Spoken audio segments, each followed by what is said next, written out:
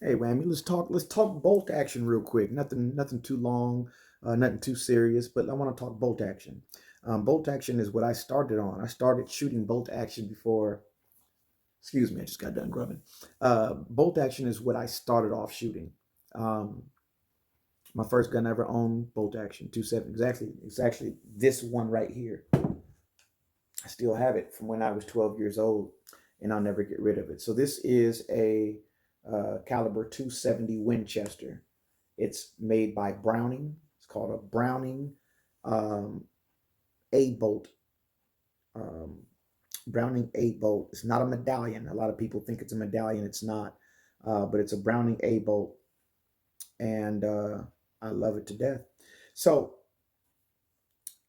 bolt action. The reason why bolt action is still important today, because I know a lot of people are like, well, why a bolt action with only so many rounds, and when I can get an AR-15, with 30 rounds or even 20 rounds at 308? Why these bolt action rifles? The simple answer is accuracy. Um, you cannot beat bolt action accuracy. So if you were to make the same caliber, same uh, as much as possible, the same basically gun, right? Same brand, etc. But one is semi-auto and the other one is bolt. The bolt is going to be more accurate. Period. And the reason for that is because understand accuracy is not eyes first and then it trickles down from there. Accuracy starts in being still. Whether you're shooting handgun, rifle, it doesn't matter. It's about being still. When you shoot the gun, you want the most minimalistic amount of movement possible in your body and your hands, your fingers, the muscles in your hand as you pull the trigger, your breathing, everything you want to be still. So that isn't just for you, right? So the being still and having minimal movement isn't just a person thing, a human thing when you're shooting, but you also want the same characteristic in the gun. And so in bolt action, what's happening is this goes in and it locks down. That bolt can't move. It can't move, right? When you have an AR, or I just happen to have this next to me. Oh, there goes my AR. Um, when you happen to have an AR, um, your bolt is not super secure like a bolt action is. Let me get this up out the way. This can move too easy. This bolt, it's just too easy. And when you pull the trigger, that boom, boom, that explosion, there is a little bit of movement. There's movement all through the gun. Now, here's the thing. It's we're talking amounts of movement that you could not see like with your own two eyes. Like it's we're talking very, very small amounts of parts that are steadier than others. It's hard to compare just visually. You have to understand it from an engineering standpoint. But the AR, the bolt is not as secure when it's shooting, right? So when you pull that trigger, this I can move this bolt, right? I can move this bolt, but you cannot. And let me move it some more just so that you understand what I mean. You see that? Can you see that going up, down, up, down? So there's really nothing locking that bolt. Um, Granted, you have to undo that right there. So it's grabbing onto this, and that is virtually the only thing holding the bolt still. is this small, very, very, very small piece right there, right? So let me see if I can move my hand out the way. See that go up like that? That small little piece is the only thing locking this into place. So when you have a violent explosion, there's movement. It's very small, but there's movement, and that's just an example with an AR. Um, Even more so with an AK-47. In fact, this when you pull the trigger, here's let me break it to you like this. When you pull the trigger, this bolt, every time you pull the trigger, this bolt slams to the rear and then goes forward. Every single time you pull the trigger, this comes back and it goes forward. So there's moving parts as the gun's shooting. All right. Same with the AR. When the gun is shooting, that bolt is constantly moving back and forth. Every time you pull the trigger, boom, boom, boom, boom. That's movement. Now,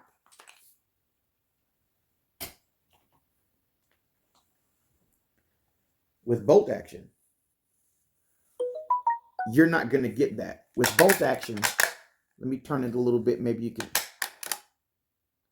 Okay, you open it, you put another round in there, and that bolt goes in that. It cannot freaking move. And when you pull the trigger, there's nothing moving. There's no parts.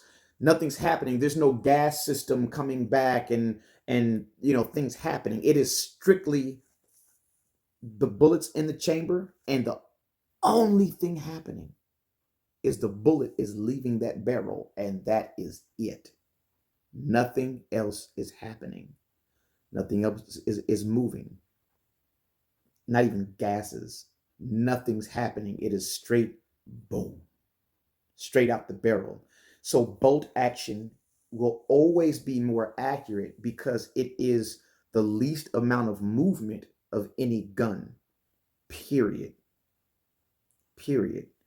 So that's why it's still so relevant. This is the reason why bolt actions are still used in the sniper world. Okay, so snipers, and don't get me wrong, there are many snipers that use semi-auto.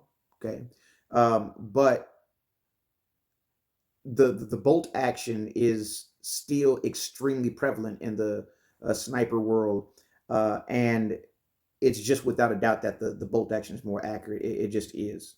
It doesn't mean it doesn't mean it's the better weapon in every situation and scenario. That's a different topic, different story. But as far as why is the bolt action still relevant? Why do people still go out and use a bolt action instead of an AR of some type or whatever? Why the bolt action? It's because nothing else is this accurate. The bolt action is perfectly still. When you fire, you're getting the best accuracy you can possibly get. That's why. So now that we've gone through that, with bolt actions, there's lots of different magazine systems. I am a Browning man to the death of me. Okay. Um, so this is typically where the magazine would go, and you click that magazine in there. This one particularly holds 4 rounds of 270. So you put the magazine in there and close it. So there's a button right here on the end of the trigger wheel, and you press that, and that opens it up. Okay. And then you see me work the bolt. So once you put a magazine and ammo in the magazine and close it, you lift this up, you pull the bolt back. Okay. There's nothing in there, but if there was, if I put a mag in there and put ammo in there, then when I close this, it's going to push that bullet into the chamber, and then you're going to lock it in place by dropping that bolt. And now you are perfectly secured. Nothing can move. Nothing. Perfectly secured. Safeties are ambidextrous on most bolt action rifles. Not all, but most of them they are. And like for instance, this one is right here. It's right in the middle. So that means you can work that no matter if you're left or right. And to remove the bolt, specifically on this Browning, And if you know how this works, then when you pick up most any other bolt action, you'll be able to remove the bolt because they're all pretty similar. This is the bolt release. So when you pull that back, then you just press this button here, and uh, do I need to go to the other side? Let me go to the other side. There we go. I wasn't pushing it in the right spot. So you got to hit it up top here. So boom, and then the bolt comes out. Okay. I used to do this when I was 12, 13 years old. I'd beg my dad, Dad, can I clean my, I hadn't even shot it. Like I would clean this rifle like 3 times in between shoots, just because I wanted to be able to handle my gun. It was my gun at 12, 13 years old. You understand how stoked I am? So like all I wanted to do was just take it in my room, pull the bolt out, clean it, practice the bolt movement, and I was in love with this gun. As most 12, 13-year-olds would be if they had their own real gun, right? Um, but yeah, I'm not going to go all into the details of the bolt, but that's how you take it out. Putting it back in is exactly the way you took it out.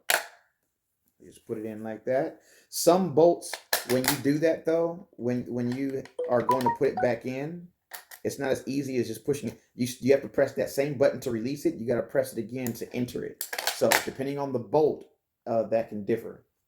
When you get a bolt action, a high powered, and again, this is what a high powered rifle is. Okay.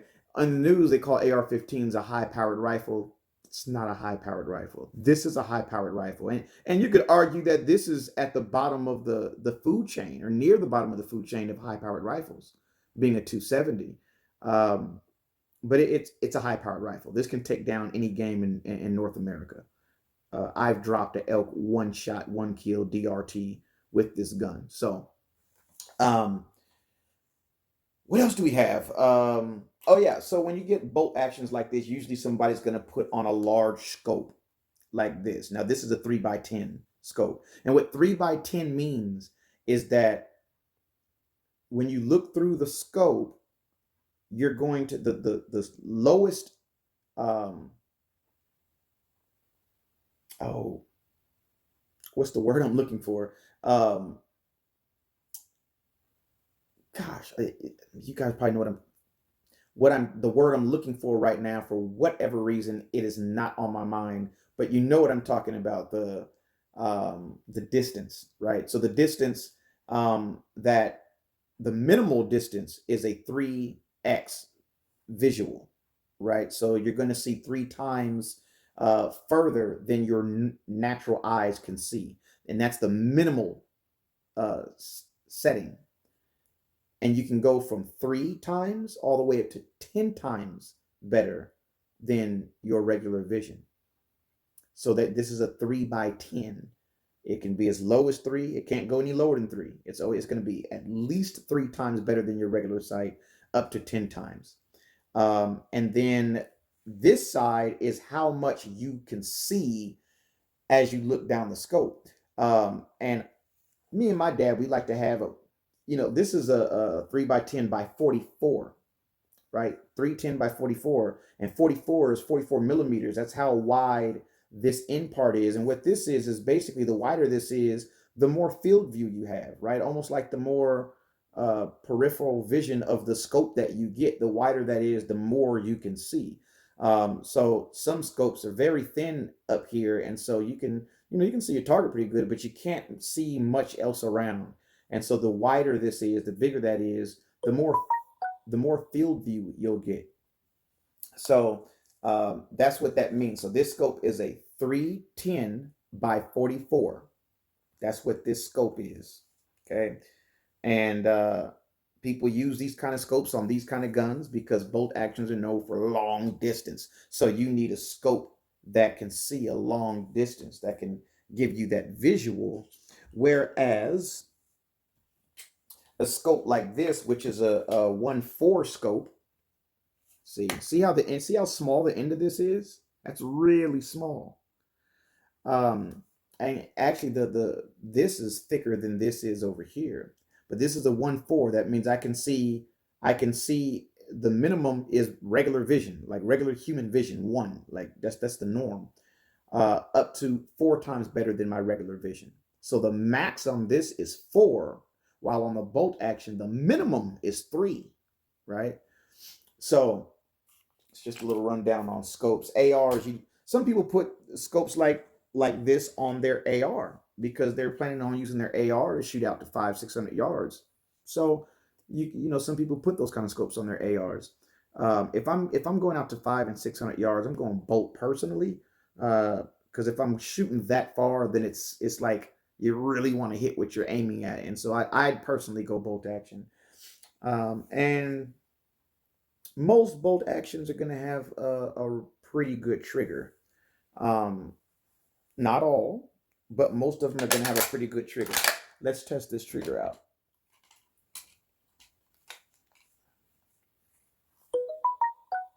Sorry for the noise there.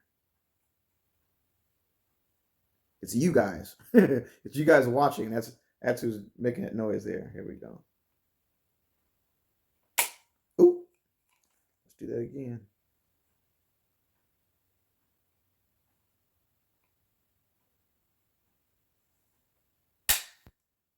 All right, that is 3.5 pounds. So that's a 3.5 pound trigger on the bolt action. Now understand that trigger pull weight isn't everything in the feel of a trigger. The feel of this trigger is a different story. See, and once you get to that 3.5 pounds, it just goes off. There's no travel at all, like no pre-travel, no under travel. There's nothing. There's no travel. It's just you you put weight on it, boom, that's it. Click. There's nothing else. And that's a damn good trigger when you have that. Okay? Damn good trigger. Let's see if I can maybe come from this side. Damn good trigger. So, that's a quick rundown on bolt action rifles. Hope I was clear on why they're relevant, why people go bolt action, why they still have a place in anyone's arsenal. I advise you to make sure you get a bolt action in your arsenal because there's just nothing in comparison, pound for pound, that's more accurate than a good bolt action. So that's that. Whammy out.